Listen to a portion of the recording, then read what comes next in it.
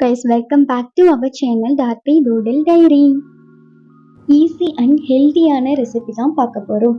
அதுக்கு தேவையான இன்க்ரீடியன்ட்ஸ் என்னென்னு ஒன்றா பார்க்கலாம் வாங்க.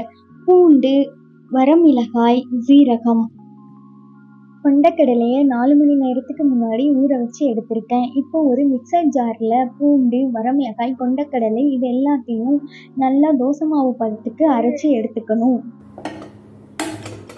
தேவையான அளவு உப்பை ஆட் பண்ணிவிட்டு உங்களோட காரத்துக்கு ஏற்ற மாதிரி வரமிளகாயை கூட்டவோ குறைச்சிக்கவோ செஞ்சுக்கலாம். சீரகத்தை கோல்டன் ப்ரௌன் கலர் ஆகிற வரைக்கும் நல்லா தாளித்து ஆப்ப மாவில் ஆட் பண்ணிக்கலாம். அப்புறம் ஸ்டவ்வை ஆன் பண்ணிவிட்டு ஆப்ப பேனை வச்சு ஆப்பை சுட்டு எடுத்துக்கலாம். நமக்கு ஆப்பம் பிடிக்கல அப்படிங்கும்போது தோசை கூட ட்ரை பண்ணலாம், ரொம்ப நல்லா இருக்கும்.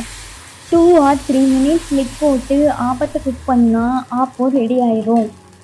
ஆப்பத்துக்கு தேங்காய் சட்னி காம்போ ரொம்ப நல்லா இருக்கும். ஆனால் நான் இன்னைக்கு மிளகாய் பொடியும் நல்லெண்ணெயும் தான் ட்ரை பண்ணியிருக்கேன். ஆனால் உங்களுக்கு எந்த சட்னி பிடிக்குமோ அதை சைட் டிஷ்ஷாக வச்சு சாப்பிட்டு பாருங்கள், ரொம்ப நல்லாயிருக்கும். தேங்க்யூ.